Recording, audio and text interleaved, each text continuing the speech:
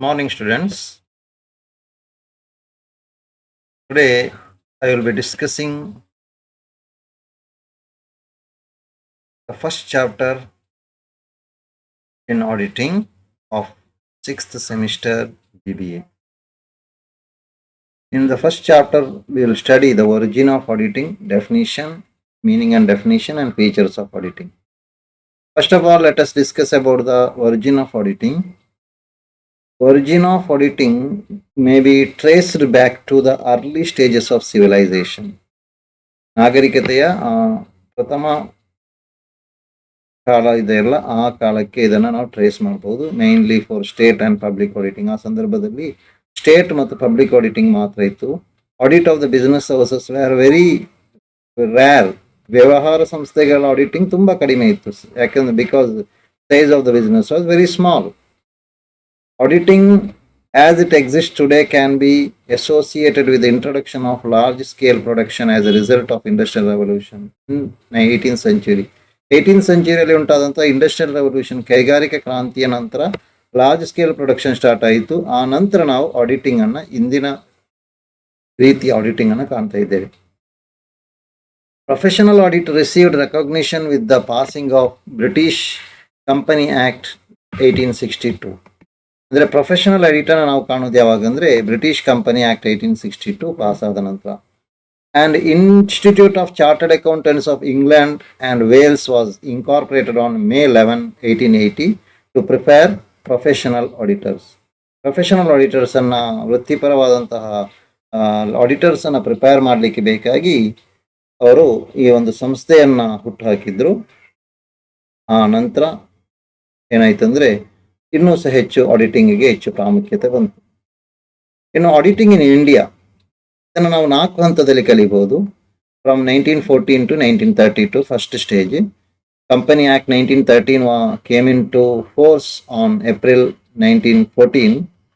Because of that joint stock company auditing was compulsory once in a year and it prescribed qualification for auditors. ಆಡಿಟರ್ಸ್ಗೆ ಏನು qualification ಬೇಕೆಂಬುದನ್ನು ನಿಶ್ಚಯಗಳು ಅವರು prescribe ಮಾಡಿದ್ರು, ನಿಗದಿಪಡಿಸಿದ್ರು.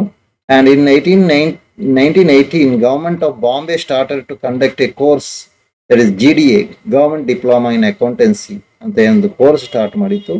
ಈ ರೀತಿ ಒಂದು ಹಂತ ಆಡಿಟಿಂಗ್ ಅಲ್ಲಿ ಇಂಡಿಯಾದಲ್ಲಿ ಹಾದು ಹೋಗಿದೆ. Next is 1932 to 1949. In the year 1932 accounting profession was brought under the central government.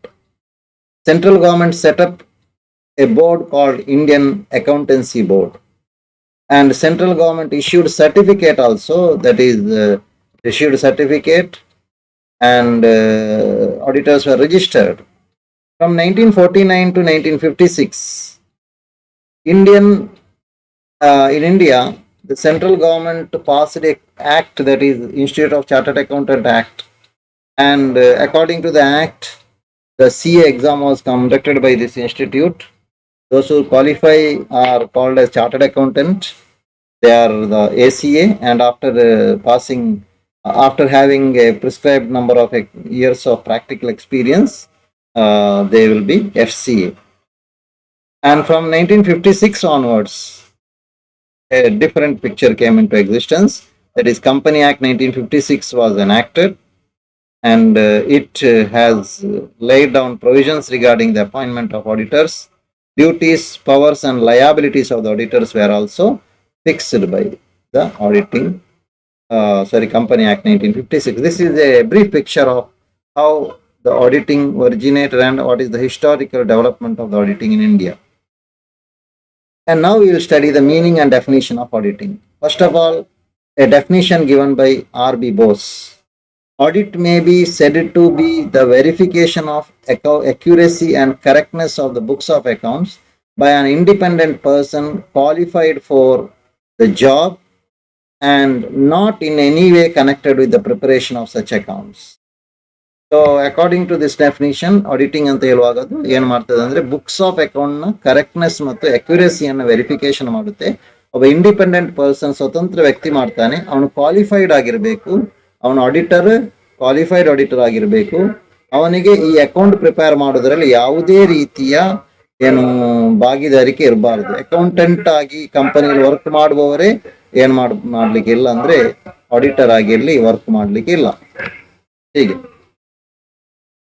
Next ಏನಂದ್ರೆ ಇನ್ನೊಂದು ಡೆಫಿನಿಷನ್ ನೋಡುವ. One more definition. This definition is given by ICA, Institute of Chartered Accountants of India. According to it, auditing is a systematic and independent examination of data, statements, records, operations, and performances, financial or otherwise, of an enterprise for a stated purpose.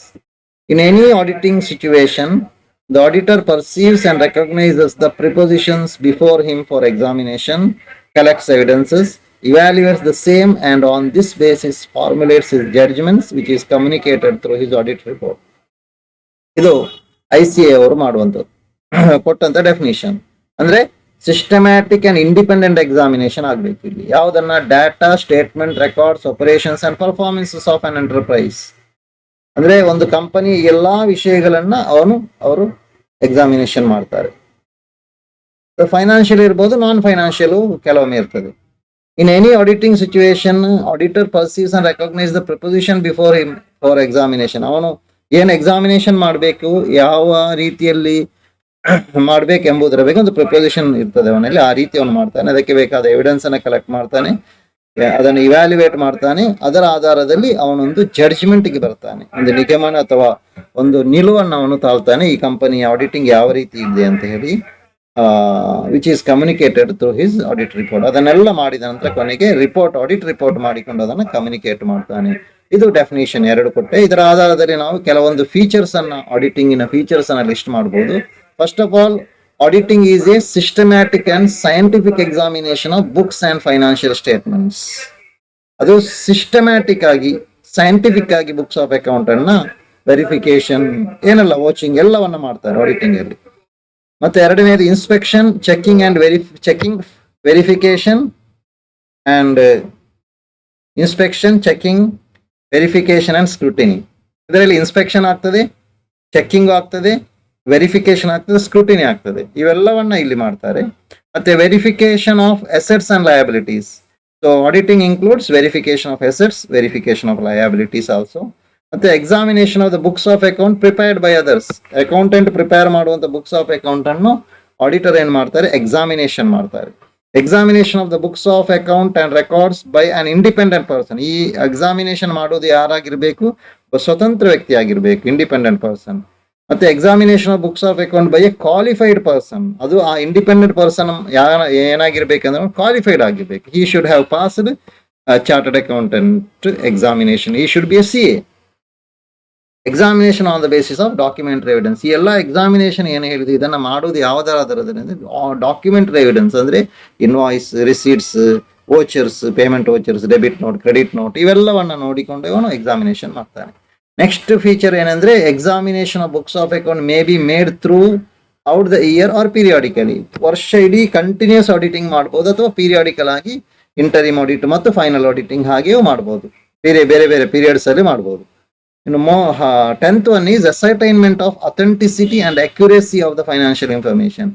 ಈ ರೀತಿ auditing ಮಾಡುವುದರಿಂದ ನಾವು ಏನನ್ನ ascertain ಮಾಡ್ಲಿಕ್ಕೆ ಆಗ್ತದೆ ಅಂದ್ರೆ authenticity and accuracy of the financial information. ನಮ್ಮಲ್ಲಿರುವಂತಹ financial information ಏನಿದೆಯೋ ಅದು ಅಥೆಂಟಿಕ್ ಆಗಿದೆಯಾ ಅಥವಾ ಅದೇ ರೀತಿ ಅಕ್ಯುರೇಟ್ ಆಗಿದೆ ಎಂಬುದನ್ನು ನಾವು ಕನ್ಫರ್ಮ್ ಮಾಡ್ಲಿಕ್ಕಾಗುತ್ತೆ.